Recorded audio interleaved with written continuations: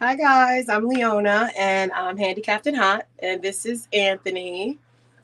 How you doing?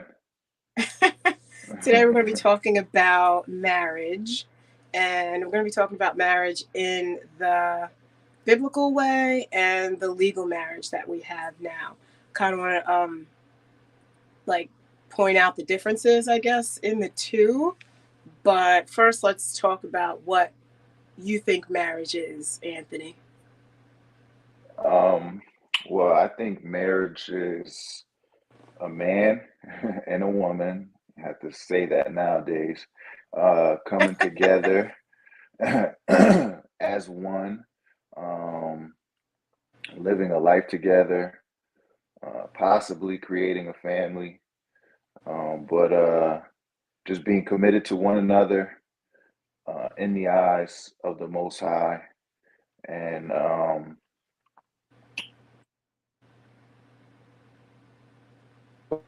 going through life together. Oh, you're breaking up. Hello? Oh no. That's that's what I think marriage is. You cut out for like probably 2 to 3 seconds. Oh no. I'm back. Are you Here we back? go. Did you get a Yeah, phone I call or was. something? Nah, I didn't. Oh. All right. That's Sometimes that crazy. happens.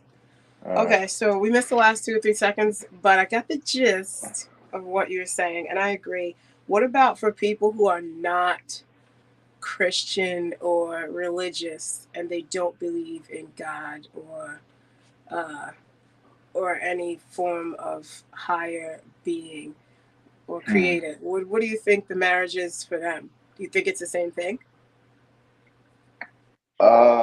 They probably don't look at it the same way. No, I mean, honestly, I would probably have to say they probably just think of it as, two people uh getting married in the legal sense, and attaching their social security numbers together and just living together, um and getting married at a if they're not religious, I don't know if they would get married at the church, but I'm sure they think of that as the traditional marriage, or going to the courthouse or whatever that it needs to be done, and then filing the paperwork Hmm. as a married couple. So I feel like they probably, morally anyway, think of it Hmm. similarly as, to you and what you said in the beginning about, getting together, committing to each other, and Hmm. possibly having kids. I think that's pretty much, whether you're Christian, religious, whatever or not, I think that's pretty much the consensus. There's like a sacredness to marriage. And some people, straight up disrespectful about it. But generally, I think people are like, oh, that's my husband, that's my wife. Don't talk about them or don't blah, blah, blah, blah, blah.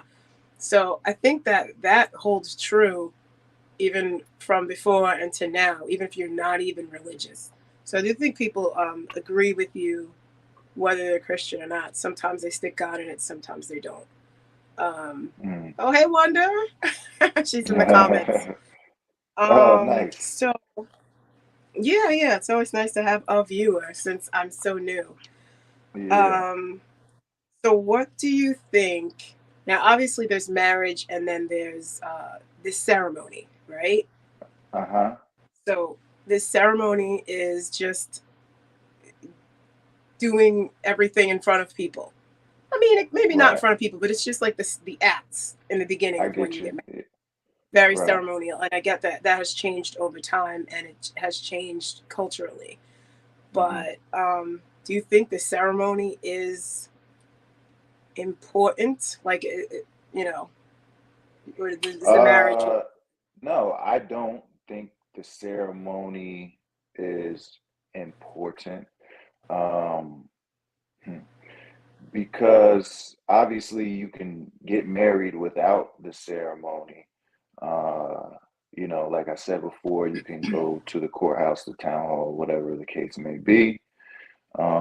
And sometimes, I think about that as being almost a better route to go, because culturally, we're kind of taught or indoctrinated to think that, you got to spend a certain amount of money on the ceremony. Mhm. And a lot of times people aren't really in a position to spend that type of money. Like, even for myself, we could have done a lot more with the money that we spent on our wedding, on my wife and I's wedding. And so I don't believe the ceremony is important.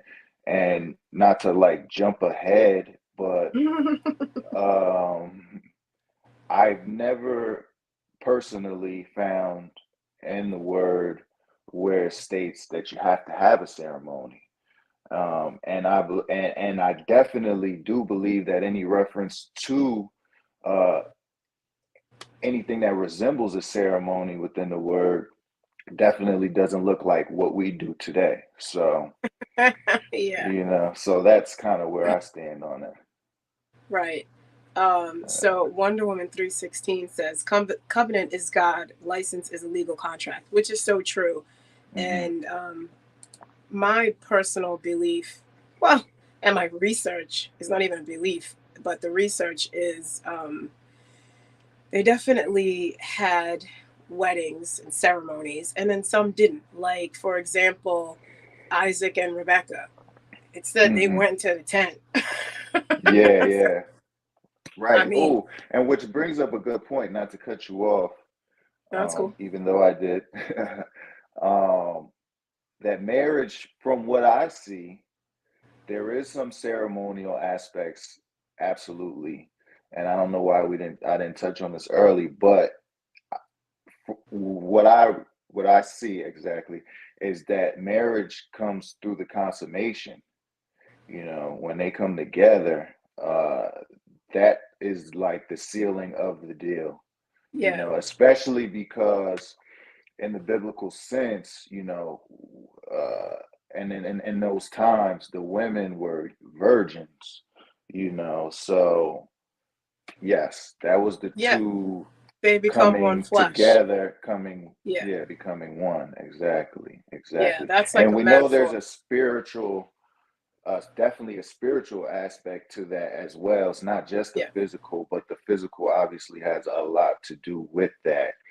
Right. And in the Bible, we never see, oh, well, you know, we want to get together, so let's go find the local village priest or whatever, and Right. have them do this. That's not No.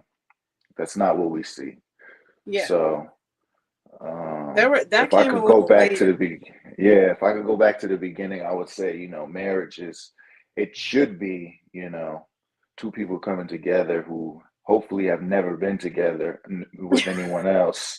And, yes. Yeah, that's how it was designed. When you go back to Adam and Eve, obviously there was no doggone courts, there were no elders, there was no judges, none of that stuff, no priests, none of it. And Right. they were called husband and wife because I believe that's the way it was designed.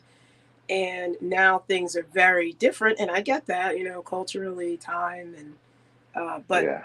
when other like elders and other things like that, like other authority figures had to come in, it was usually because of a dispute or Yeah. something like that. And then I have looked into this, and I know that with marriage, it started turning into a legal thing, what we call legal now, but even like back in the Bible, it was Uh-huh. more like there had to be protections for women because women didn't work as much, especially if they had kids. So if someone wanted to divorce his wife or leave her, he had to still, take care of her Oh financially. yeah, take care of her. Yeah, So that's absolutely. when it started to be like, okay, we need somebody with some authority who's going to make this legal and a law to protect these women. But now it's Well, like it's on an abusive level where people are married for like a year. And then if it's a rich guy or a guy who has some money, and even if it's not, you automatically, like, you get so much of a percentage of his money. And it's unnecessary to even take care of yourself. I believe, though, even in, I think, Exodus, I want to say that even in regards to servants.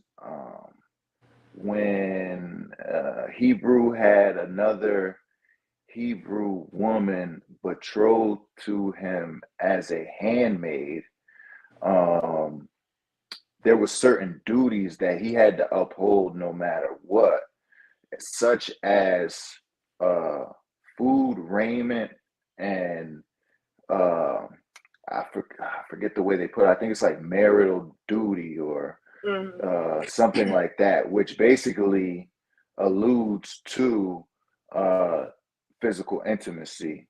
If I am, you know, if I'm speaking correctly, that's how I um,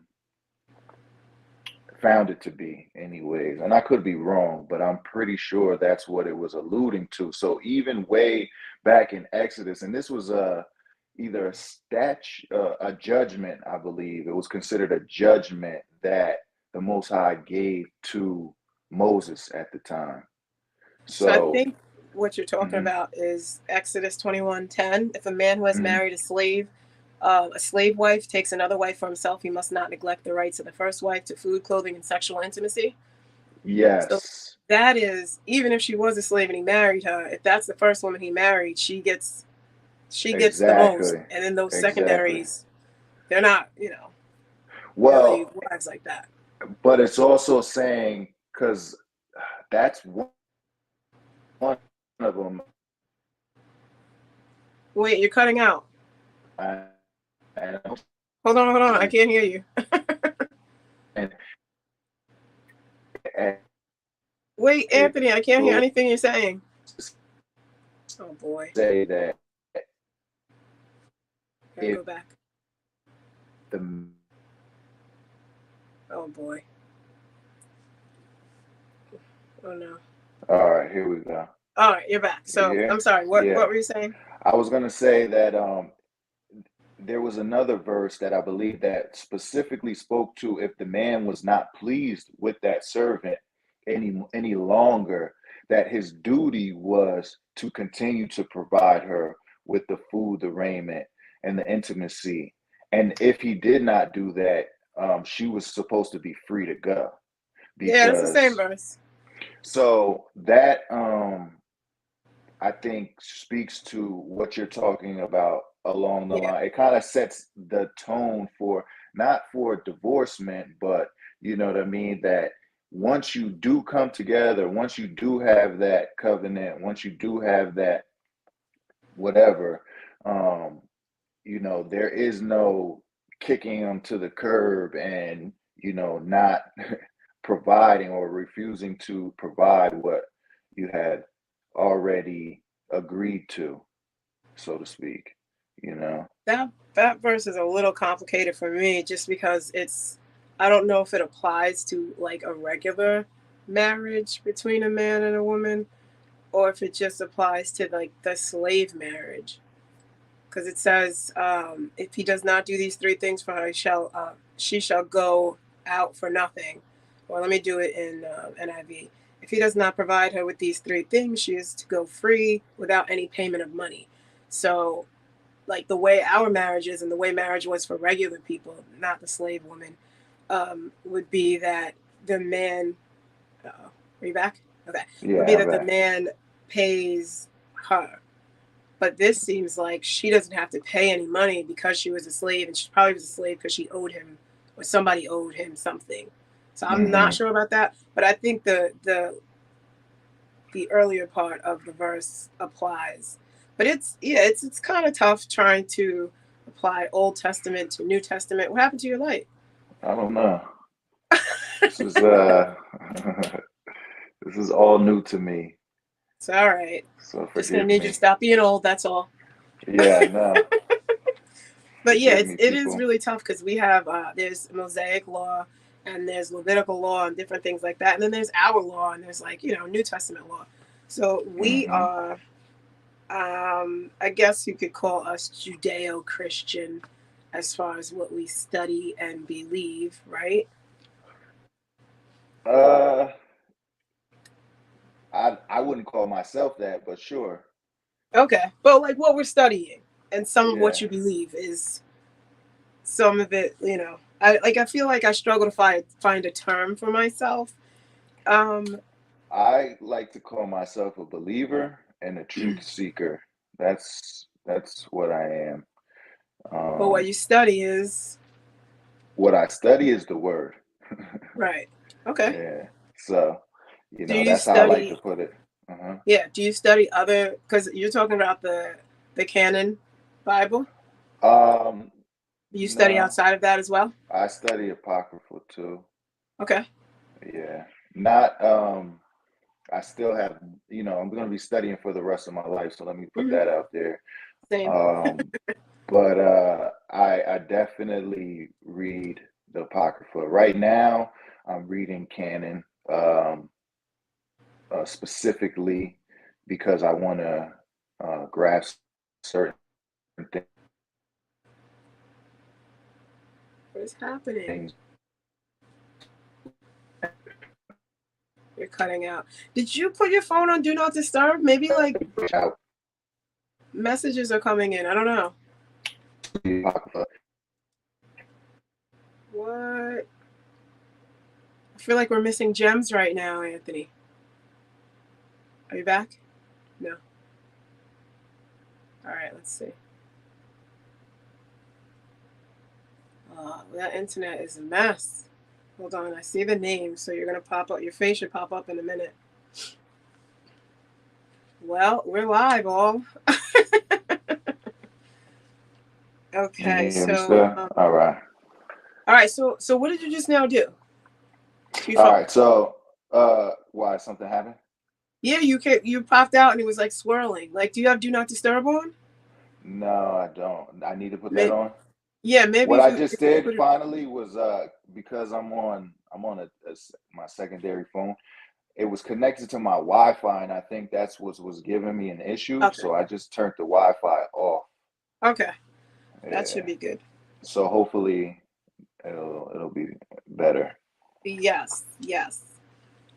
I don't remember what you were saying, but I feel like it was probably good and we missed it. Oh, I was just saying that I believe that the word of the Most High is not just the canon, not just the 66 books, and so I do read other books that will be considered apocryphal. Yeah, me too. I like to read different books. I wish I had more. And then I did like years ago. I think I'll get back into this, but start Hmm. studying the Quran a little bit That's because good too. I mean, well, it's obviously, I don't subscribe to it, but no, but it's an it's good to Abrahamic know. religion. It is So absolutely, yeah, the three absolutely, of them are Christianity and Judaism and Islam. and So Islam. we Yep. don't disagree until it comes to Jesus. And I looked up in there at one time because it's hard to As like well after. as Muhammad being a prophet and some other Oh things. yeah, yeah, But yeah. But I yes, mean, at the nah, I Jesus part, got you. Yeah, yeah, yeah, yeah, yeah. because Muhammad could have been wherever he was, but the Abraham part is what I mean. Like we're good with that. That's how we all believe that part. Yeah. But yeah, like it was weird. Like I looked up just to see because I wanted to. People say all kinds of stuff left and right on the Islam thing, and I don't speak or read the language. Same with Hebrew, so it's hard for me because I gotta trust this translation, and I like to have different references. Yeah, But I yeah. saw somewhere that it said that it didn't say that Jesus died. So I asked some guy that, well, Oh, here's in my the Quran? friends. Yeah.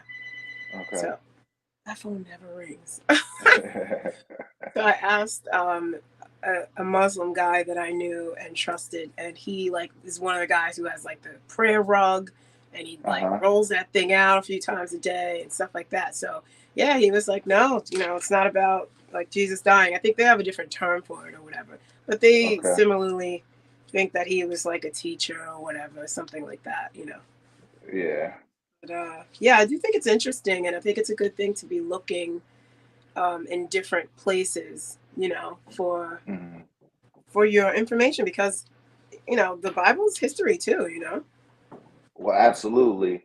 And one of the things that I am uh kind of rethinking now is the verse that says study to show yourself approved. And Hmm. I started looking at it as study doesn't mean to me just read. So, Right. like, I love to read the word, right? But there's more to it than just reading it. And to study it, sometimes you have to go outside of the book itself to Yeah. get other historical context, to find out Cross about references. culture, to find out about what exactly or where the place that they're talking about right now, where that is and where it is in relation to today, and you know, meanings of names, and of course looking into like Strong's Concordance and things like that, just to get a better understanding of what the original manuscripts were talking about. So definitely uh, feel that we have to have an understanding of other things, and even like you mentioned with the Quran. I mean, if you're going to try to preach the gospel to others, and you kind of have to have an idea of what they might be subscribing to at the time in order to kind of point the differences out, or you know uh, kind of see where they're coming from, so that you can have the best approach possible. And just for yourself, I have a lot, most of the questions that I have for myself, they tend to be questions that I would want to be able to answer if someone asked me these questions, you know what That's I a good mean? perspective. Or and so that's where I kind of try to come from. And then obviously I have my own interests and things like that I want to find out. And I so, hear you. hmm I think that's a good perspective. But let's bring it back to the marriage. hmm So I have here biblical marriage is a man and a woman with the consent of the woman's father or guardian living together and attempting procreation. Um, there were no vows, priests, pastors, ritual prayer, license, or registration. I did say some of that before. And hmm so, what do you think the purpose of marriage is? hmm. That's a very good question. I mean, I would believe that it is to uh, procreate. I think that is a major part of it. I won't say that's the whole thing, because obviously not everybody is able to do that. Right. So, and ultimately, it's all up to the Most High whether or not that's going to happen. And it's always been like that. But, He wanted us to be fruitful and multiply. And I believe that still holds true to today. And children are the future of everything. So, but If there's no also, kids in the equation, what's the first thing? What's the first purpose of marriage? You think? mhm, So act like you already know that you can't have kids. Would you say?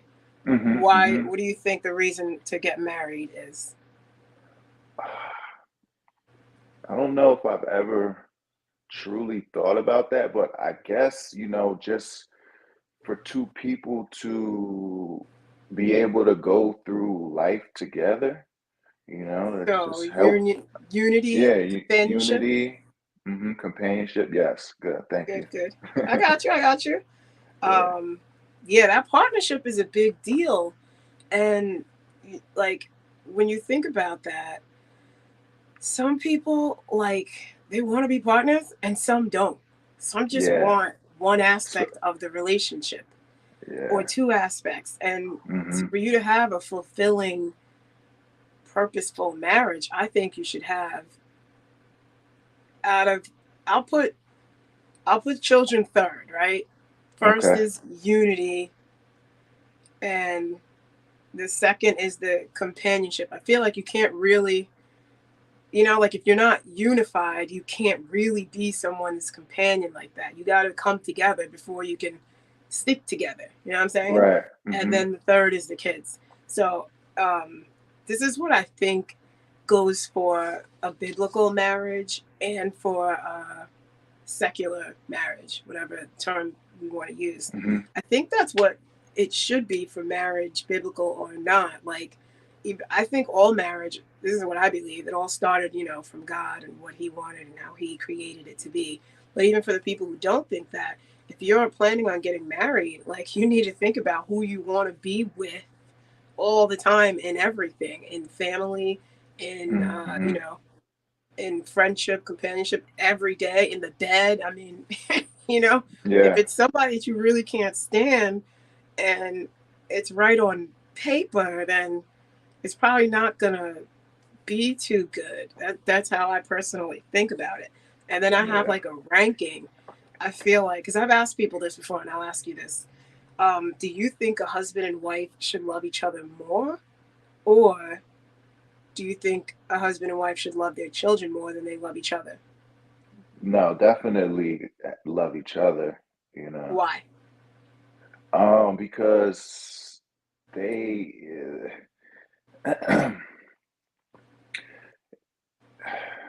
because they have to work together to get the best outcome. They have to appreciate each other to want to work together. They have to be have some sort of happiness, to have a healthy um, relationship. You know what I mean? And uh, they're also setting an example for the kids as well. So, you want your children to see that. You want your children to replicate something, healthy and fruitful, and you know what I mean? So, but it's a very good question. Um, and not really thinking about it, which is sad to say before this.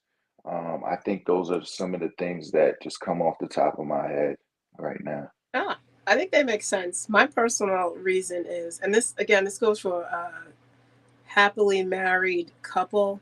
This isn't for people who just have kids. So, Hmm. yeah, like if you have to love your spouse more than your children because you had the spouse first, and the children came from That's a that good love. point. Hmm. And after those kids are gone, and I don't mean, dead, I mean, when they move on and start their own separate lives, then you got to be with your spouse and you need to have something in common with them. Yeah. And besides your kids. So, kids, I know for a while are going to need, they're going to need more attention for a while than your spouse needs because your spouse is already an adult, your kids are learning, growing, yada, yada. But even in that, like, Right. you got to teach them, like, all right, little Johnny, I fed you, I took you out, you went to this, that, whatever. Now I'm gonna go hang out with daddy. You Yeah. go to bed or whatever it is. Because I remember, like, when I was younger, my parents would put us to bed, and then I thought they were having parties, man. I was like, why are they doing this? I would hate to go to bed, and I didn't sleep well. And then one night I got sick, and I had to, like, I got sick all over the place. And I remember my mom, she'd pick me up, and it was like the greatest night ever. They were partying, they were laughing, they were eating snacks that we weren't allowed to have. Like, the TV was on, the lights were on. It just, even though I was sick, and I'll never forget, I was so sick that night. Yeah. It was just so fun. It was everything I imagined it to be, except for, like, there was no other kids. It was just me, and I was like laying in the bed. But it was great. And I think That's funny. that's what you need to have. Like, you need to know that when your kids are gone or when your friends are gone and it's just you and your spouse, that you're having fun. And I even Yeah. tell the boys, like, I'll just be like, all right, I'll be in the kitchen with them or whatever we're doing. And I'll be like, all right, Dan, because Danny goes to sleep very Yeah. early because of the job and stuff. So Hmm. sometimes he'll go to sleep at like 5 o'clock in the evening, and I'll be like, all right, guys, I'll be back down in a little while because I'll be like, I gotta go be the teddy bear because Danny will Hmm. be like, oh, I can't sleep without you, and all this drama. And the boys are like, they laugh about it or they roll their eyes or they'll make fun of him later, like, oh, look at Danny or whatever. But like, Yeah. it's a good thing. Like, I gotta let Yeah. them know. And I come up here and then he falls asleep. Like, and then when he starts rolling around or whatever, then I'll just dip out and go back downstairs, make something for Yeah. them, talk to them, whatever. But they know that there's like a time for him and there's a time for you guys. And Hmm. sometimes you don't come first, especially as they get older. You gotta let them know where they are in the ranks as well. Yeah. So, piggybacking off of that, do you believe that there's a divine order to the household? Yeah, definitely. Okay. What's Uh, what's the order? the Most High, first and Mm-hmm. foremost, then the man, then the wife, then the children. Okay. So, Hmm. when I was younger, Hmm. I had, well, I didn't have, what, yeah, the example that I had was we lived, like, my grandparents on both sides were widows. So there were Hmm. no men besides my dad. There were like, uncles and whatnot. There was only probably like one or two husbands that a couple of my Hmm. aunts had. And I don't remember them being around as much, but like my mom and whoever was serving the food, the women, they would like serve my dad first. Hmm. And the couple of husbands, the couple of aunts that I had with husbands, they would serve them first and then the kids and then themselves. So Hmm. like I always saw that and I remembered that. But then like nowadays I see like kids get everything first. It's all kids. They get the first attention, they get the first food, they get the first like whatever the money is, it just all Hmm. to the kids. And I feel like it's a little out of order. Like, Yeah, I how was would it when you agree. were younger?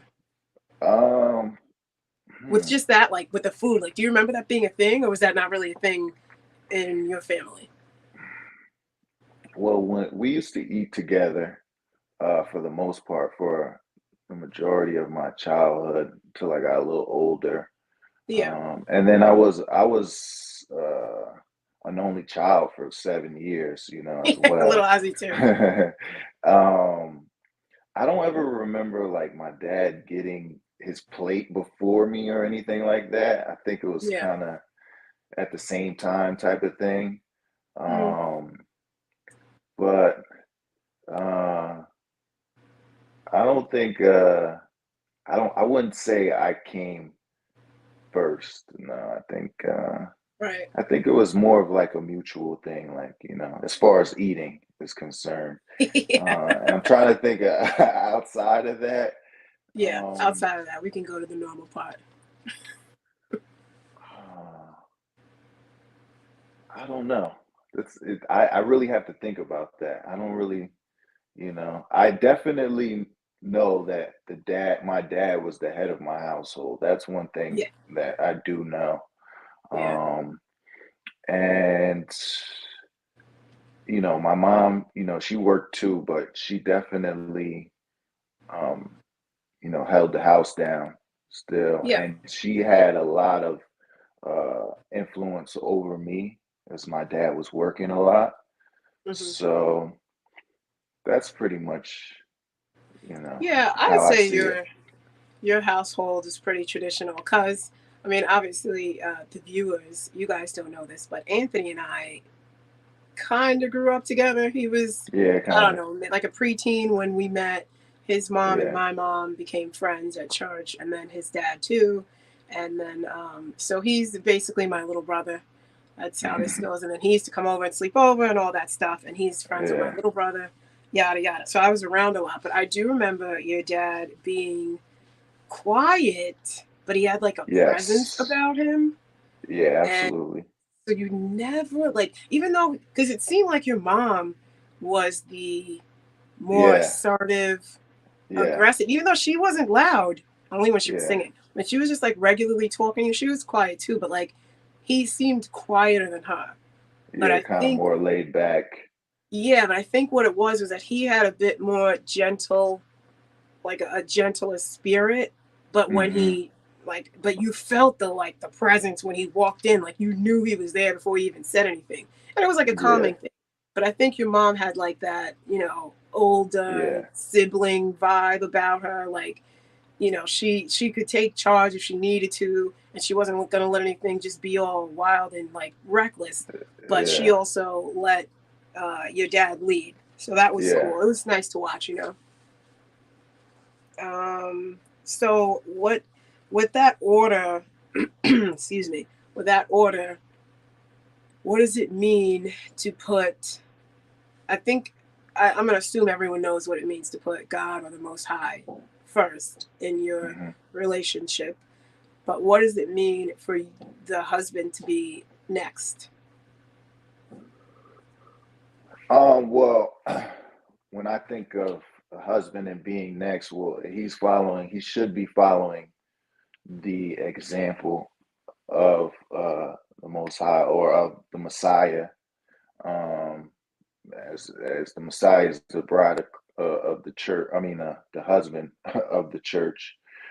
So we're supposed to take the example of him, and we're supposed to be loving. We're supposed to be nurturers to our wives. We're supposed to be protectors, providers.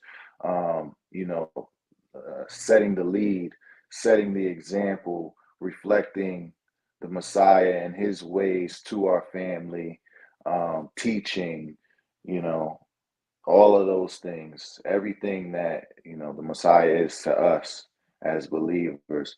So that's what I would consider as the man being next. Not so much that like I'm about to he's ask. not so much that he deserves the attention, or everybody has to cater to him, or it's not about that. It's about him being the example, and just taking the place that he was created to be in, and reflecting the example that he hopefully is looking to and studying and absorbing, and trying to be like, which is our Messiah, my Messiah. Okay. Yeah, he's yours. He's not everybody's. Yeah, He's mine too.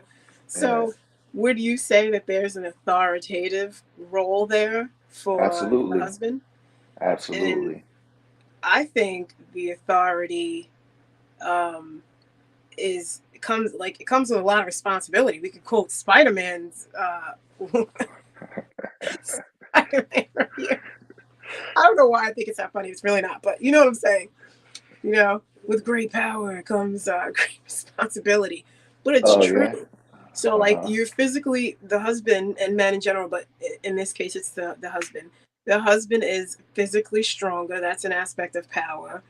Mm-hmm. He's got to be responsible for the household, making Mm-hmm. sure the house is there, the bills are paid, there's food there for the wife to cook if she's cooking, because there's aspects to that too with that role. But Mm-hmm. as far as you being the provider and the protector, there's a lot that comes with that, and you Mm-hmm. need to you have to know there's authority there, and you can't abuse it either, though. So I think people hear the Absolutely. word authority, and they, especially today, they hear They hear the authority and think it word means like, head and whoosh. think it means something.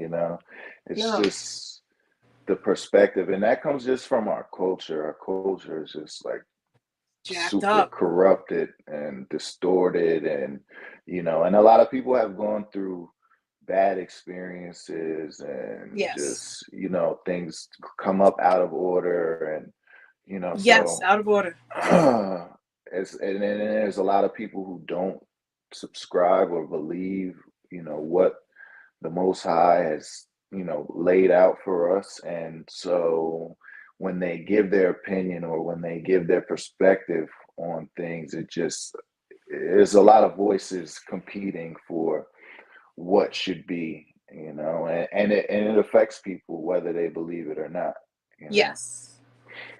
Wonder Woman 3:16 says husband should be a servant leader, which I Yes, agree with. that's a good term. Um, And that's hard. I think a lot of people don't equate authority with being a servant. But if you are a businessman or a woman, whatever, we're going to say businessman for now, mhm. you need to know how to run your business, how it works, all kinds of details. Like you need to be able to get on the ground and do it. If something happens and Yeah, someone's gone, you should be able to do it. So you are a servant, you are servicing, and then you just get to the point where you no longer have to, but you still need to know how to do it. Because if you can't, like, what are you going to tell everybody? How are you going to teach them to do something that you don't know how to do? right. Um, so marriage is actually selflessness in a self-centered society. That's the kind Mm, of marriage we got right now because we've talked about mhm, biblical for a minute. mhm, And I think overall in society, we do still view marriage as valuable. Mhm. Not just monetarily, but also, you know, in the companionship and the other things, you know, children and stuff like that, security, stability. Um, and marriage promotes the common good by building, families and raising children. I think that's something that society still believes about marriage, and it provides safety in different aspects. You know, for men, children, women, it's all going to be different. But yeah, it's kind of. Uh oh, you're out again. Hold on. Maybe you got a phone call. Supposed to go on do not disturb. All right, you're back. You're back. Yeah. So this is a personal question. There's no right or wrong. Do you believe that a husband should love his wife more than she loves him? Ooh, that's a great question. Thought of it myself. It's obviously the word more that I really have to consider. Hmm. Um, more than she loves him. Hmm. I don't know. That's a tough one. I want to say, part of me wants to say yes, and then obviously the other side wants to say no. Like they should love each other the same. Yeah, that's Whether not realistic. yeah. So I mean, it Let me. sounds good to me that the husband should love the wife more because as him, I will say this. I think he kind of has to maybe love her more than himself. Yeah, I think that's a definite. Um, Is it a definite though? I mean, I'm saying it, but I don't know for if it's me. um So let's go to the commenter we have here. So Wonder Woman 316 says equally as possible. that's And I another will. phrase. Yeah. So what I'll say is that I don't agree. I think that in a perfect world we would love each other equally, right? Mm-hmm. That's one. Two, I do believe a man should love a woman more. Well, I should say a husband should love a wife more than she loves him because in the order of things, right? I'm gonna say Christ for Yeah, that's because fine. that's what I usually Go say, ahead. You but isn't for me. Christ So loved the church way more than men or anyone loved him, right? So mm-hmm. if you're supposed to mirror that, then you're supposed to be here like Christ loving the church, the husband loving the wife, then boom, you need to have more love for that other person if you're going to die for them, if you're Mm-hmm. going to give as much as you can to them. Mm-hmm. That's what I believe. So if the husband loves his wife as Christ loved the church, then it should be more. I'm not saying astronomically more. Obviously, your love for your wife will never compare to Christ's love for us, but that is how I believe it should be. And likewise with the order that obviously the parents and the mom love those kids way more than the kids love the parents or the mom. You're Yeah, yeah, sacrificing I mean, especially if you're a mother. I almost died having my first kid several times. And that's apart from the medical stuff that they actually did and messed me up. But just carrying that kid, mm-hmm. you remember you were around it. He didn't want to be in there. And then after, all kinds of stuff happens to your body just for regular pregnancies, let alone for people like me who get all jacked up and stuff. And you Yeah, still, I still did all kinds of crap for that kid and still do. I know yeah, crap sounds bad, but you know what I'm saying? yeah, yeah, So it's a lot. And then when they get older, you hope they love you as much and they appreciate you, blah, blah, blah, blah, blah. But right. there's levels to all this. And if you want to try to take it out of that order, things don't really work well.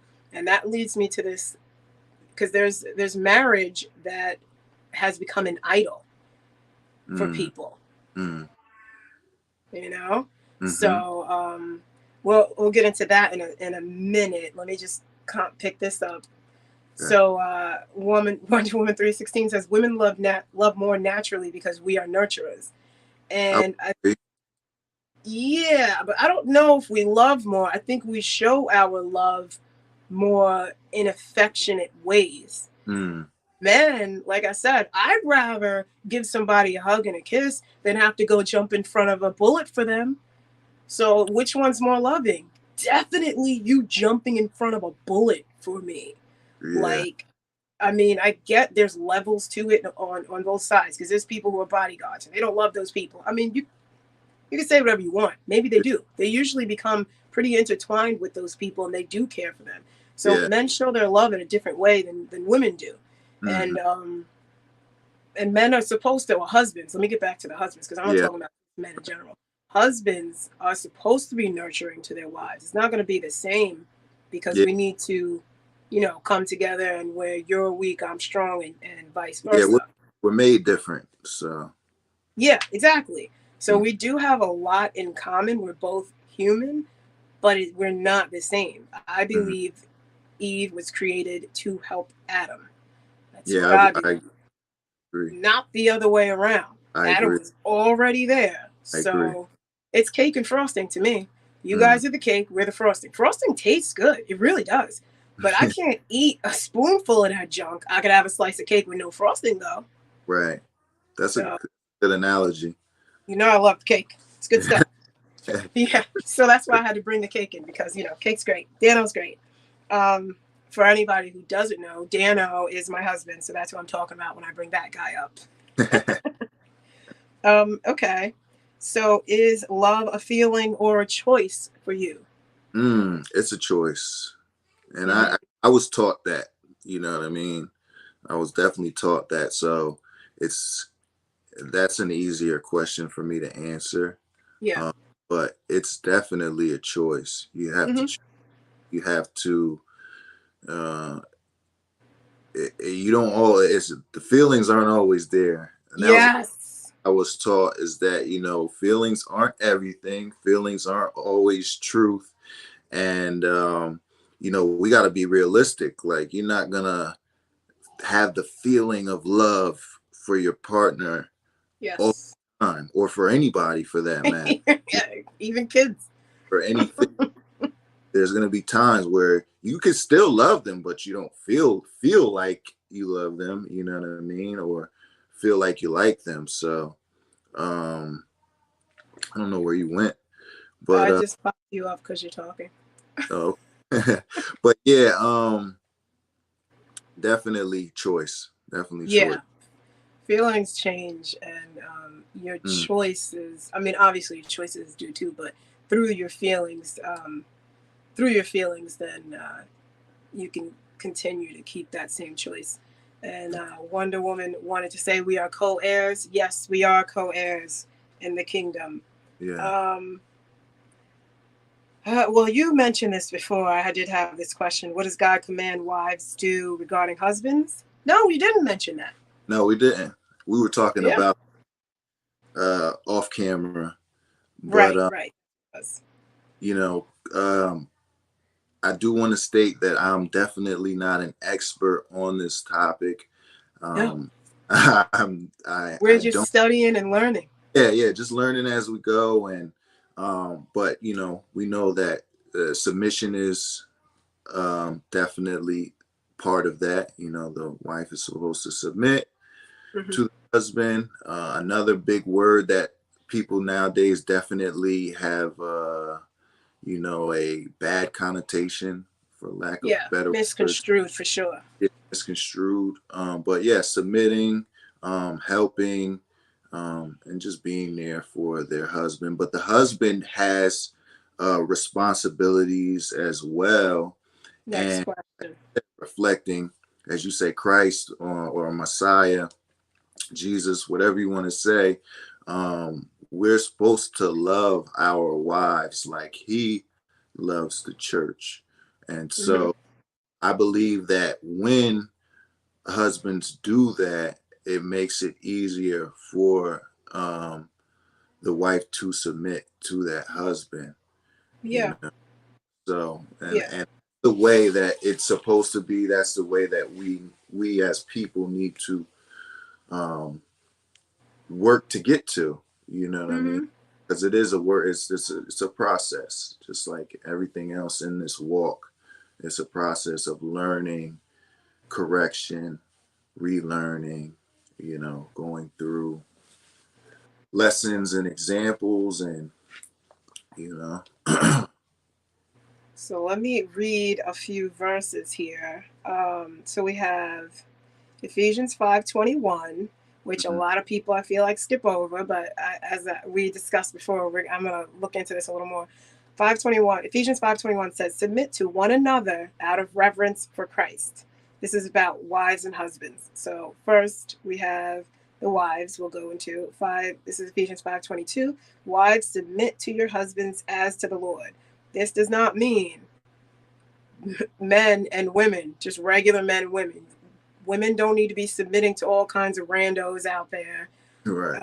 And you also have to be like, even before you get married, you have to be a man that is like worthy of submission. Like, then it Yeah. says in verse 25, "Husbands, love your wives just as Christ loved the church and gave himself up for her." There's a little more in the next few verses, but we're going to go down to 28. "In the same way, husbands ought to love their wives as their own body. He who loves his wife loves himself." So that's a Mhm. big deal. I think people, they're confused about that kind of stuff, and they think it's about men and women, things like that, and boyfriend and girlfriend. Like, if you're married or you're like going to get married, you have to consider this stuff before you do it. Like, if you don't want to die for that woman, you shouldn't be marrying her. Yeah. And if you don't want to love and respect that man, you shouldn't be marrying him. Even as you read that verse, it reminded me of why, the man shouldn't necessarily love the wife more than per se she loves him, but he should love her as much as he loves himself. Hmm. And I believe the same thing should go for her, you know, um, that she should love him as much as she loves herself as well. Yeah. Because, everybody, in the sense that that verse, I believe, is given, everybody should love themselves in the sense of, when we're hungry, you got to feed yourself. You got to clothe yourself. You got to make sure, your temperature is right and you're comfortable and things like that. Yeah. And if you're willing to do that for yourself, you should be willing to do that for your spouse as well. So Yeah. I agree. Um, let me see if I had anything else I was going to ask you. So this is more like on the other side of marriage. We talked about like the union and things like that. mhm. Um, what do you think? Like, there's a safety in marriage. Remember, I said that like a little bit earlier. Marriage kind of provides safety. How do you think it provides safety for men, women, and children? So, like, first with men, like, how do you think marriage provides safety for you? Hmm. Well, I think it allows me to be myself.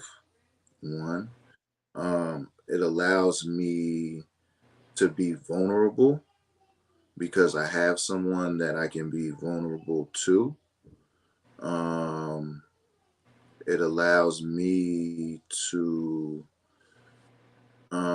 know that I have support um, through a human and not just my creator, um, which is important. And it allows me to have, uh, you know, a friendship that's, closer than any other friendship that I would have. So that's what I think off top for men. Hmm. And for women, The women's like it's easier.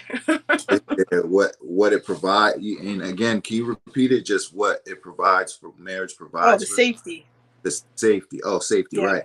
So yeah, for women, and people's perspectives are are even going to be different amongst believers of this, you know, provision, because I believe that the man should be providing for the woman, and that, I guess, it doesn't always have to be, from the financial aspect, but that should be, um, and can be a big part of that. But Mhm. emotional, um, just letting them know that they're loved, and letting them know that, they're cared for, and we would be willing to do whatever it takes to, get us to where we need to go, or to, establish those type of things. Um, Obviously, the physical protection as well. Yeah, Uh, that's a big deal.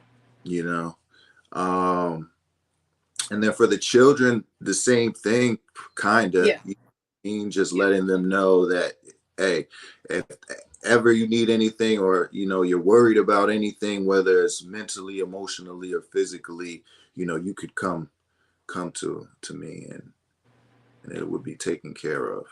yeah, yeah, for sure. I think it's important to remind people about that on both sides. And there are a lot of benefits. When I say both sides, I mean the Christian side and the non Christian side. I think Hmm. there's a lot of benefits to marriage. Um, I appreciate marriage and I like marriage, but I do not like legal marriage. And I mean, I've said that a lot of times. I am legally married, but it's just not, it's not the way it was designed uh, in the Bible. So that bothers me a lot. Like I don't like all the finances being tied together in a bad way or whatever. Like Hmm. my covenant and my commitment is between me and my husband and Hmm. God. Hmm. So it has nothing to do with these people. And I did get married by my pastor. Hmm. Well, you were there. But Yeah. like by my pastor of like I think 32 years since we moved here. Hmm. And I personally don't think, like, if I spoke with him, I don't think he would be like, yeah, we can have a marriage ceremony with no paperwork. I don't think he would do that. So I didn't even ask. And to be honest, at the time that it was going on, it was like a pretty crazy time in my family, Hmm. my personal life in my family. So I wasn't trying to like really get into any deep conversations. I just was trying to get through it. And it was a nice little ceremony for sure. But Hmm. I still can't stand the legal marriage, to be honest. Like in my because years ago, yes, I didn't care about the legal marriage thing, whether there's a difference or not. But like in my perfect wedding marriage scenario, it would be a huge party, the whole ceremony with the pastor and the aisle and all that stuff, and then nobody signs anything. That would be my perfect scenario. Because there's so many things like you don't really need to be legally married for, like insurance and bank accounts and all kinds of stuff. You don't need to be legally married to enjoy those things together. So I do have another like opinion, but it's not a fully formed opinion. So Okay. like with um, homosexual marriage, Hmm. because I believe that it shouldn't be a legal thing. Hmm. I believe it should be a spiritual thing along with a ceremony. Hmm. But I think that if they want to be legally married, for them to get their benefits and stuff like that, I guess maybe this applied a few years ago. It doesn't really apply now because now you can put different people who you're not married to on your insurance and things like that. But a few years ago, you couldn't do that, and that was like a thing, right? Hmm. Where people would marry someone else even though they weren't, you know what I'm saying? Like I'm trying not to like say the wrong thing. Okay. People would get married for insurance, but Okay. they weren't, like a man or woman would get married for insurance, but they didn't want to be married. So then the guy would go over here and be doing whatever he's doing with his Mm. boyfriend. You know what I'm Mm. saying? Hmm. Which was like such a perversion, but like it was okay because it's legal marriage and blah blah blah. You know what I'm saying? Like it's weird. Okay. I'm I mean, following. yeah, it's not really, it's just like a random thing that I've thought about over the years. It's not, yeah. So, like, in that case, it was like, well, it's your money and your insurance and your whatever. You should be able to give it to whoever you want or put whoever you want on your plan and stuff like that. But they were like, oh, it's okay because you guys got married. Even though it was like a bad marriage, it just wasn't real. So the legal marriage just kind of ruins what marriage was supposed to be. That's what I was getting at. It's trying to be Well, very careful. sure. And I'm kind of following you. I think for me, what comes to mind is, and what I'm learning and even thinking about now is that we weren't ever really taught what marriage is, and we were never even really taught what. Well, let me put it this way: we were never really taught what marriage is supposed to be, Mm, and I grew up in a Christian household. yeah, Um, so I had somewhat of a biblical perspective, but it wasn't really to the point of complete understanding, and I still don't have a complete understanding of it. right. um but not even that. I don't think we're taught really what a marriage in America looks is really Ugh, is. Like, no. we really know what it is. We have a lot. I'm sure a lot of people, have more idea than myself, but I don't ever really remember my parents like actually. Well, this is what's going to happen when you get married. You're going to sign this paper, and it means this, and you know what I mean. I didn't really read my marriage paperwork. I just remember signing it. For real, like you Yeah. know know that my mom always told me, well, if you have any debt, it's going to be attached to them now, or Yes. have debt Money. be attached to you. And you know what I mean. But it's not something you're taught in school. It's not something, if your parents do talk to you about it, it's only what can only be to a certain degree, and it's usually from a, a somewhat biased perspective, good or Yeah. bad. You know what I Right. mean? So Right. how much do we really know? We're not taught the history of when certain things came to be, like when this was when it started that you had to sign this, who was the first person to establish a marriage as you getting married in front of your pastor? Like, when did Mhm. these, traditions come to be? We don't know those things. So Yeah. it's kind of, I don't know. It's very convoluted. It is, as with a lot of things. Hmm.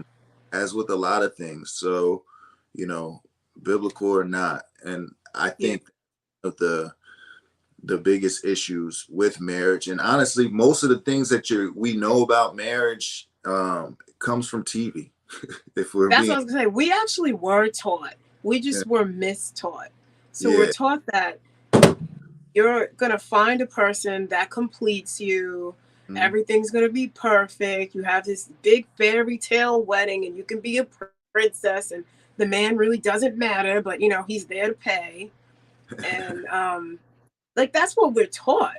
So mhm, like you're like, okay, that's how it's supposed to be. And they don't teach you like you need to be respectful of each other. You need to be considerate of each other. You need to think about what your morals and standards are first before you even consider seriously dating this person. Like date one or two, you should know whether or not that person believes in God or the Most High or whatever. Because if there are some people who like I had this friend, she was Islamic, she was American, but like first generation American, and she didn't wear the hijab, and I was like, why not? She was like, oh, because I was doing it wrong, blah blah blah. My mom was like, it's fine, and she believed the same things that I believe.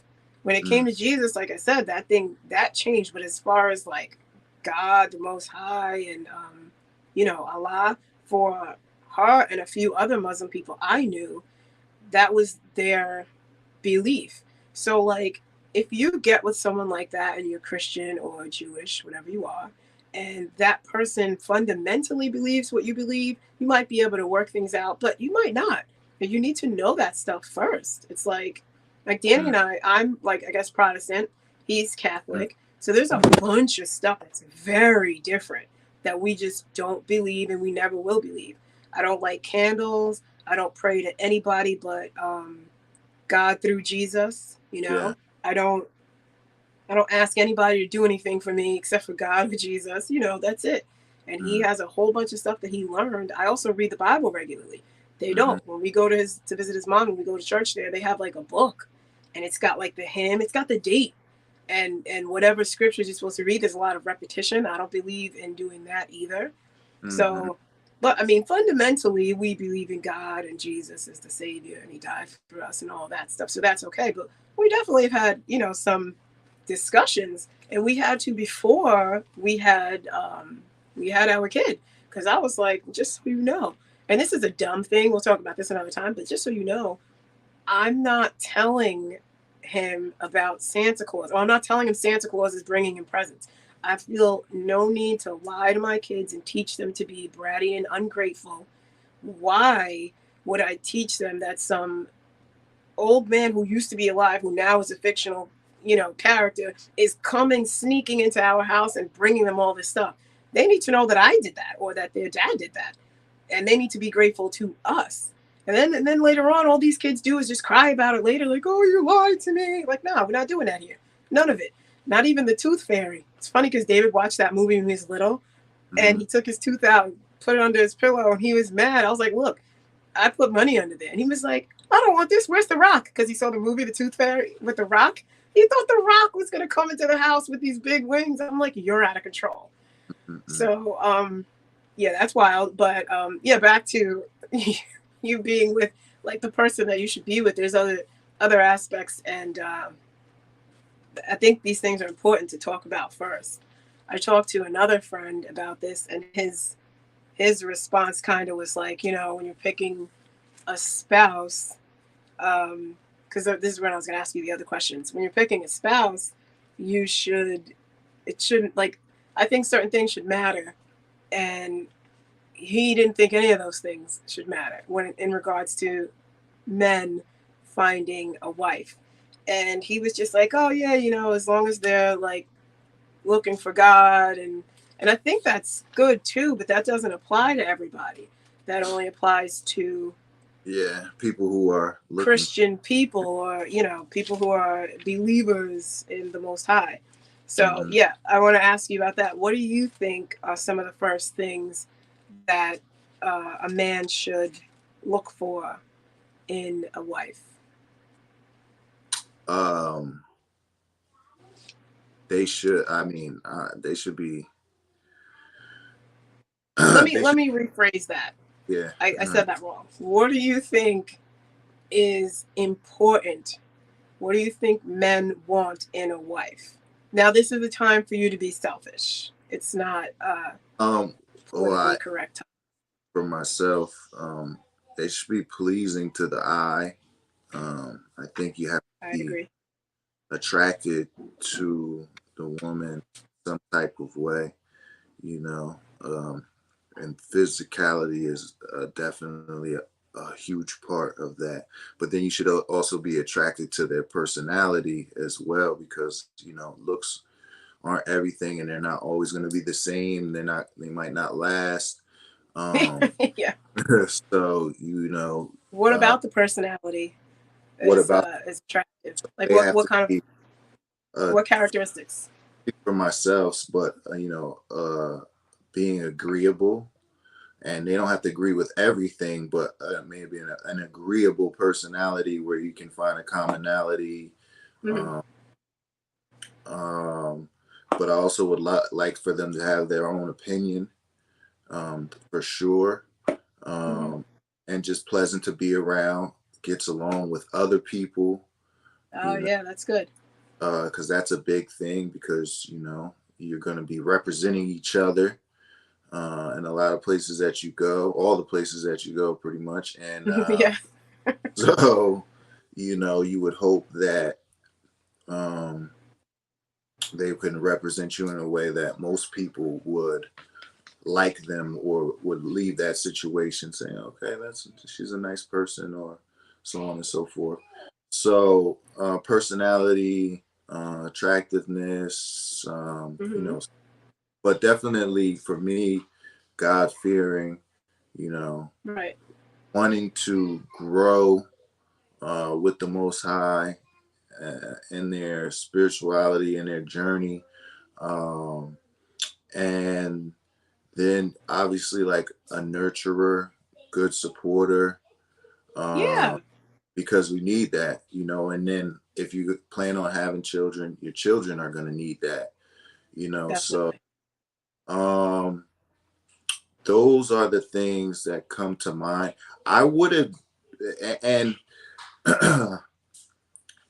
my perspective is continues to change, and you Hmm. know, had I been more established in my faith before I got married, you know, I might have other um, inputs, I guess. But No, th- it's what men want. So you're a man, and I that's mean, but good.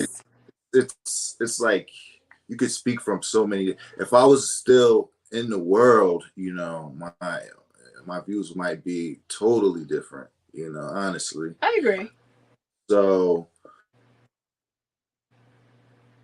Uh-oh. Are you coming back?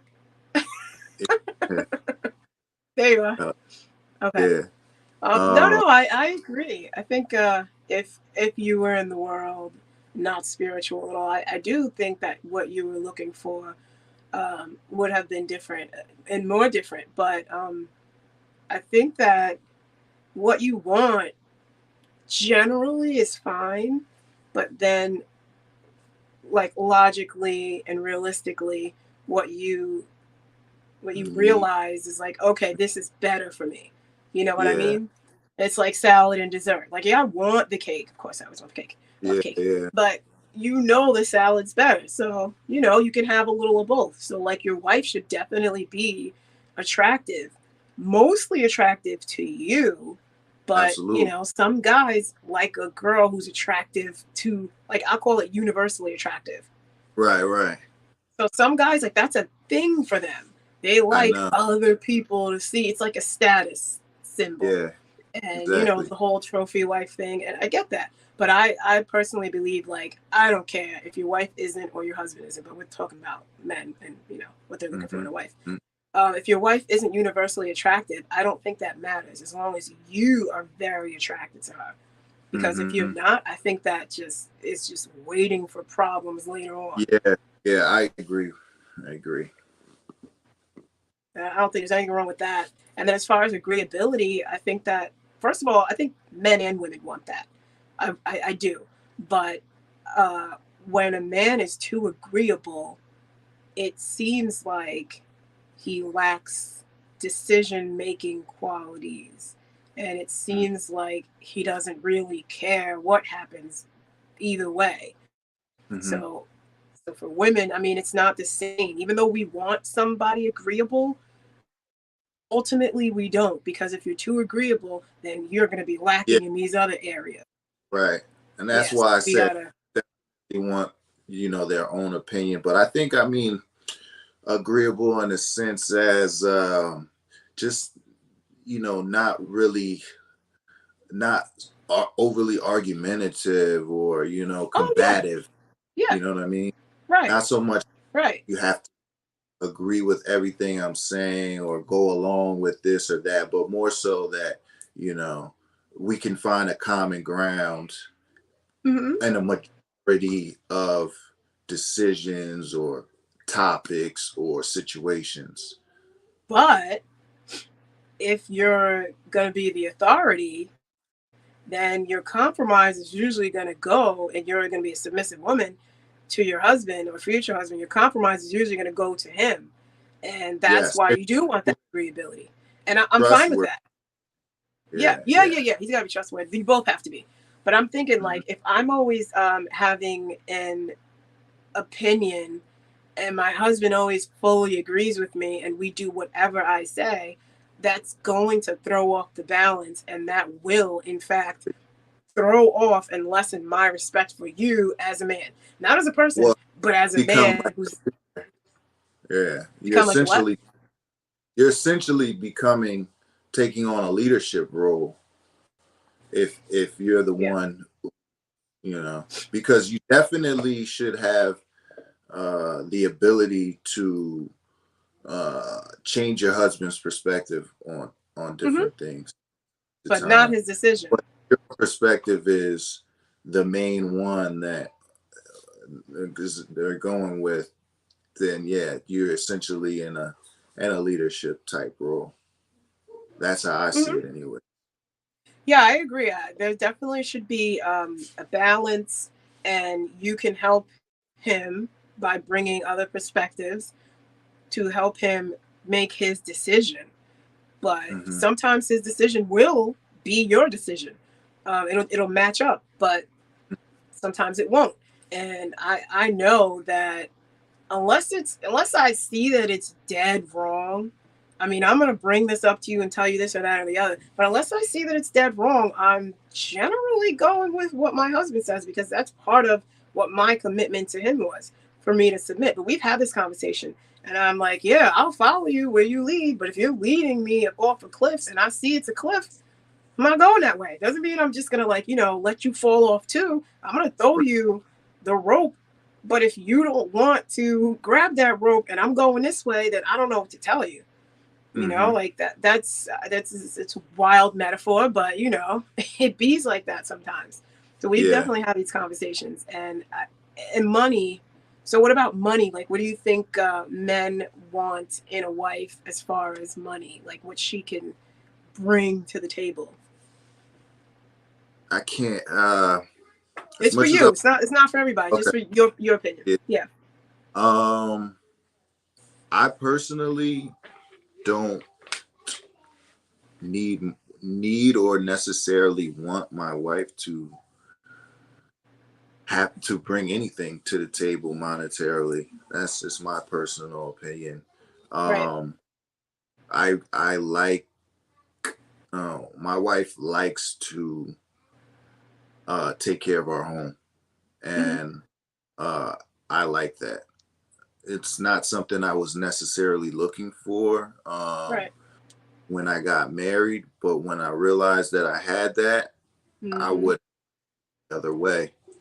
Um, so Yeah. I like taking on the role of um, bringing in the finances, Hmm. and maybe as we find a way to manage our time more around our children and things, and especially as they get older, Right. um, if she finds something that she wants to do of her own, that's like her own business type of thing, I would be all for that.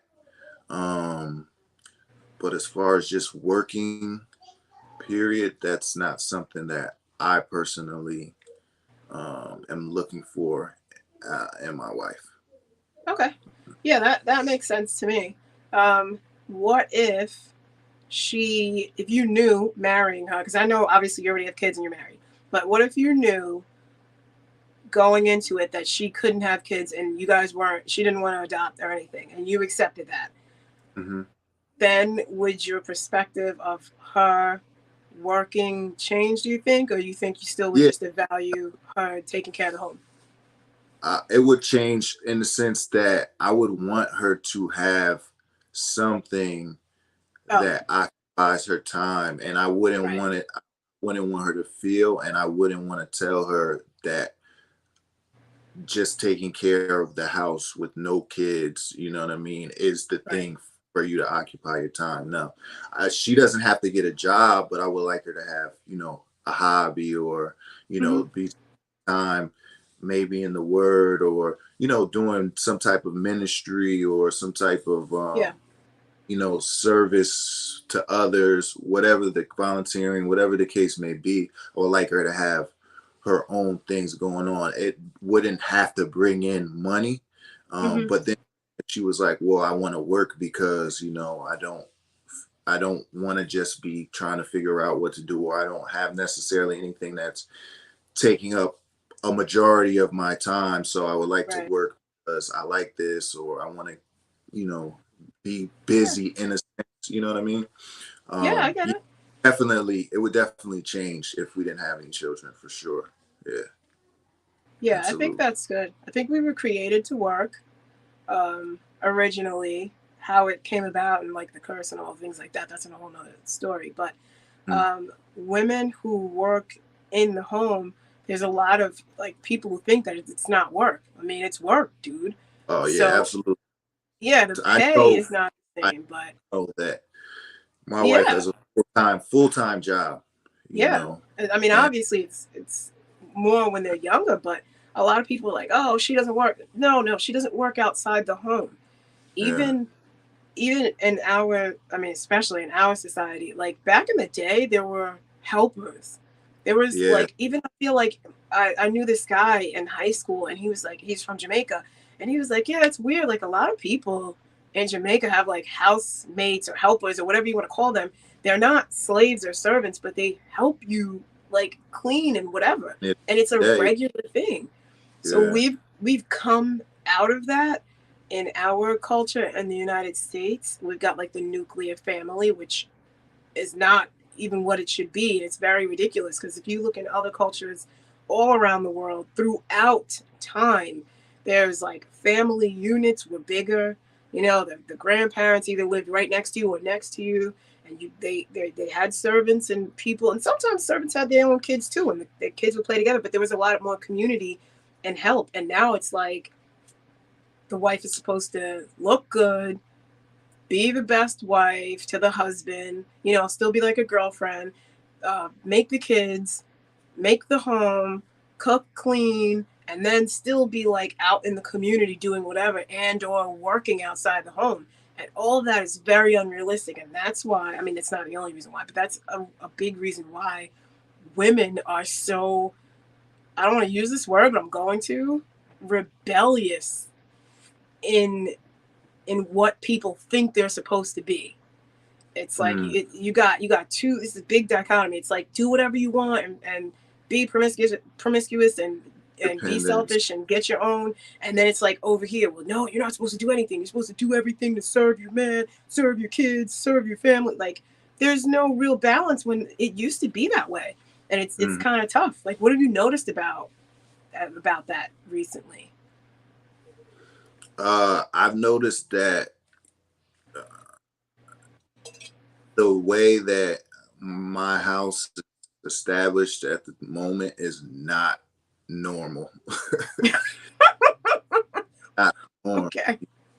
Um, and my wife stays at home. I have two children, Hmm. and she takes care of them. She cooks, she cleans, um, and I didn't tell her to do these things. I don't demand these things.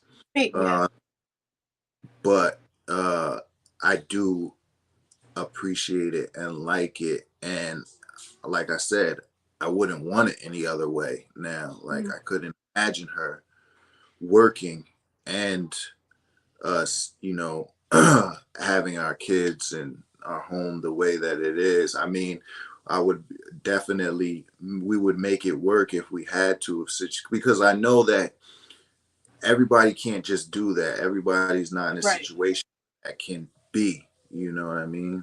Hmm. So, but yeah, that's like I talk to people at my job and I work with all men. I don't work with any women. Hmm. And it's not a normal thing. And Right. you know, Right. so many people, so many men who are like, nah, oh man, nah, my wife gotta work. She gotta bring some money and it ain't gonna be all on me and this and that. Yeah. I hear you, and there's a lot of people who are like, nah, you gotta pay for childcare. You gotta give her a break or this and that. You know what I mean? It's just Right. of it's a lot of different perspectives on it. So that's what I notice is that it's not the normal. It's not seen like that. Um, and there's definitely everybody has a different perspective, and Hmm. most of it does not align with the ways that it was presented in the word. And Hmm. that's the way that I want to live my life as close to that as possible. And I'm not saying that if your wife doesn't stay at home with your children that she's not living according to the word. That's not what I'm saying, but that was typically more of how the roles were presented Hmm. um in Then those you got the times. Proverbs 31 woman. She did all that stuff, and she was working, selling stuff, and whatever. Yeah, So yeah. there's different instances, but usually, yeah, there definitely was help. So I think it's funny that the guys are like, It, oh, you got to pay for aids childcare. were a big thing. We Yeah. talked about that earlier, you know, in the sense of the servants and the food and the raiment and the things that you had to provide for them. But Hmm. yeah, were huge, part of the culture. So, there's always been that help. And I wish my wife had more help, honestly. And there's a lot Yeah. of times where, she's doing her regular thing. And I'm like, I had to tell her, like, yo, I don't want you doing that right now. Can you just Yeah. chill and relax? Chill. Yeah. It's too much, you know what I Right. mean? But And then we she's know like, how it is. Yeah. yeah, We like, look, I'd rather do it now than later. Like, yeah. And it's I'm like, tough. It is tough. let's let it wait, you know what I mean? It'll be there. It's not going nowhere, you know what I We mean? know. I Yeah. stayed home for a long time. I had a period of time where, when little Ozzy was little, when I was all physically really disabled. And then for like after that, I was able to work some and stuff like that. But then after I had David, I didn't work for a long time. And Yeah. then, but I did a lot of church stuff. I worked with a few different charities over the years. And I just tried to be useful with my time. But I still had a lot of stuff to do with the boys. And it was a lot, but you do it. And my mom lived out of state, and like that's tough. Like one of my friends, it's funny because she was here. It was probably a couple of years ago, and your mom and Savoy were here too. And my Hmm. friend, she had a baby, and she was pregnant with the second. So Hmm. the 1 year old, he's running all around, and she was like, "Oh my gosh!" And your mom took him. He was going up and down the stairs, and she was like, my friend was like, "Oh, I'm really sorry. Like, do you want to eat or whatever?" She's like, "Nope." Your mom was like, "Nope, I'm done. I already ate. I'm getting my steps in. You go sit down and eat. I got him." She never met her before. I mean, she probably had seen her at my house Hmm. or parties of mine, but she didn't know that little boy. But she was just like, "I'm a mother. Even if I wasn't a mother, I see she needs help. She's trying to eat. Like, let me Hmm. just help her." And Hmm. it's such like a relief. And obviously, knowing your mom, you could look at her and you could feel the vibe that she's not like some nut job who's gonna let my kid fall down the stairs. So my friend was like so comfortable. She sat down, she ate, she was talking, and your mom was just like giving this little boy the best time of his life, safely going up and down the stairs, playing with a balloon, like just dumb stuff. It's little Hmm. things like that like moms, especially new moms, need. And I try to be helpful. Like I've texted Nicole before. I know she's busy and things Yeah, are going on. yeah. So it's even hard to have someone come over sometimes. And I'll be like, look, just so you know, like I'll just come by and help. And I have other friends like that too, because I remember how that was. Like it's nice to get like, when the kids get older. And I was never one of those moms like, oh, I miss when you were a baby. No, I don't, because you couldn't talk. You couldn't tell me when you had a problem. You couldn't tell me what you needed. You were just crying. I was just checking the boxes, like, oh, okay, we did this, that, and the other. You still crying? What's wrong? Especially for Hmm. me, like I had sick babies. So, well, Yeah, that's tough. yeah. So they My can't son, say what's wrong. he is he's different than way different than my daughter, and Hmm. you know, not easy. It's not easy. Yeah, yeah. So we got to work on that, being a community, Yeah. and keeping that up, because I think a lot of women are being, I don't know, like whatever the word is, but they're putting a lot of this pressure on women, and they're gonna continue to rebel against that, good, bad, or indifferent, because it's Yeah, not that's where really the way it was designed to be. Like women playing a need help, women need community. Mm-hmm. before or after marriage, before or after kids. Like, it's just, it's good. Men need it too, but it's a different level, like you would talk to your boys about this or that and then be quiet about a bunch of stuff. Women, like, they want to talk about everything with everybody. And it's like, I'm not really like that. I'm kind of like a dude a I little was gonna bit. say, yeah. I know. But But yeah, think I about my do wife have a too. few friends. She don't talk too much, but Yeah. I mean, it definitely when she has her moments and when she feels comfortable and Yeah. Yeah. There's a few of us. That's why I don't be pushing her when I text her and she doesn't say this yeah, or that. And I'm okay with it because I know how she is and it's fine because I'm the same way. yeah. And it's definitely not a personal thing. It's just Yeah, no. we are definitely figuring out how to navigate life as you learn different things and as Mm-hmm. you finding your own independence and then dealing with Yeah. your family. It's just it's Yeah, setting boundaries too. it's just different. And we are like I guess closed off is the best way to describe it. But to be honest, this is Yeah. and it's not like we necessarily want to be. It just kind of happens that way. And I know that it's seasons and phases Yeah. and just Maybe it's best to like establish your foundation by yourselves first without all the outside influences. And then yeah. you could start opening up more now that you got. With our children, it's just a lot. It's just a lot, you know what I mean? Mhm. And it's easier for us to just be at home and just Yeah. deal with what we got going on, Yeah. trying to figure out. Like I wouldn't say I admire people to a degree who like are out and about with their kids everywhere. Like that's Yeah. just like I That's a lot. can't see that for myself. Like I don't know how they do it. You know what I mean? Like seriously, like you know what I mean? Yeah. We're just got these schedules and we're very like Mm-hmm. nah. You know what I mean? We're not gonna be out past a certain time with the kids I because know. not gonna, even just changing them outside of the house or using the bathroom Yeah. is like, you know what I mean? It's like so Yeah. easier for us to just be Yeah. here, you know. And It sometimes is. I like wish it was different, but for the time it works for us, you know what I mean? Mm-hmm. And I try my best to or our best to try to take opportunities to do certain things. But yeah, it's a No, process. I hear you. It's hard, Yeah, especially because obviously I'm a girl. I have boys. yeah, But going to the bathroom, you got to cover everything up. Then you got to make sure the kid yeah. is not falling into a public toilet. Oh my gosh. It's a lot. Trust me.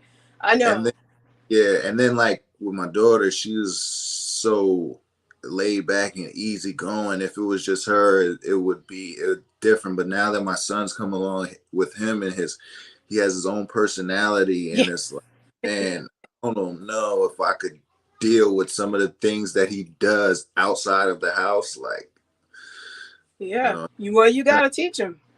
That's yeah, really all it is. So like when you learn to get used to it and deal with it in your way at home, but then uh, you also got to do that when you go out because yeah. like there's a lot of kids just doing whatever. And obviously, as a parent, and I know, kind of Well, he's person you still are.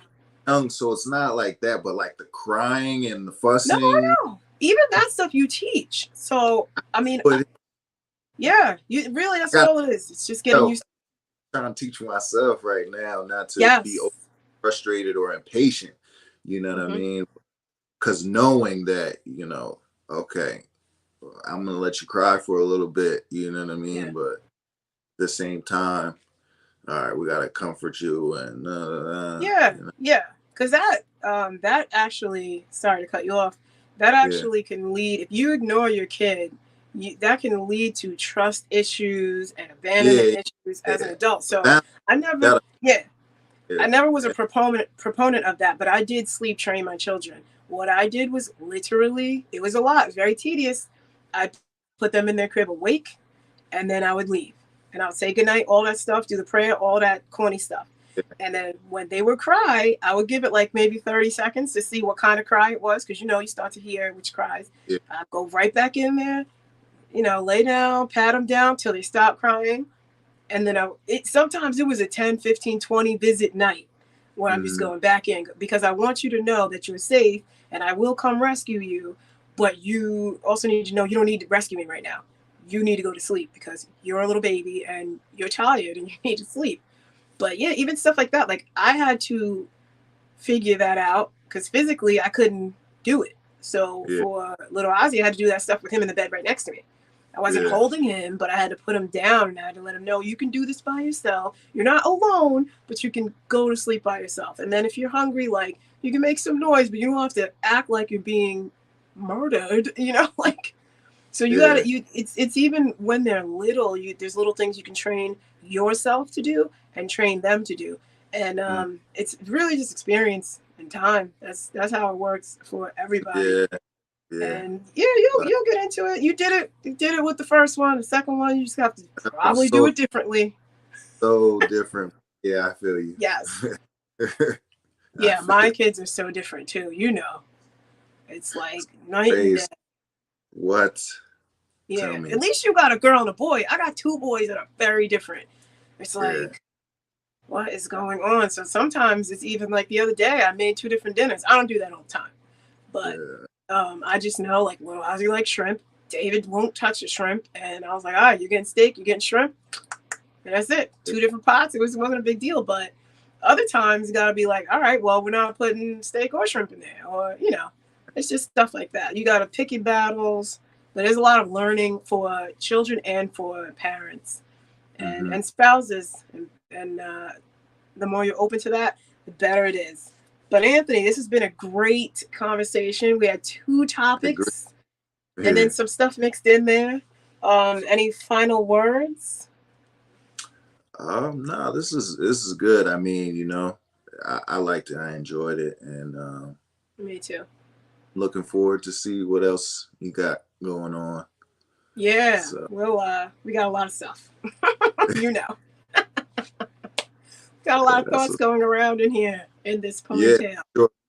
So I could talk about a lot of different things. Yeah. But I'm glad it was focused, and I was just say marriage is a good thing, and I'm a promoter of marriage. I like my marriage. I want to see more marriages. We need them because the family, kids or not, you know what I mean? The husband and the wife, they are the building block of community, and that's what we need.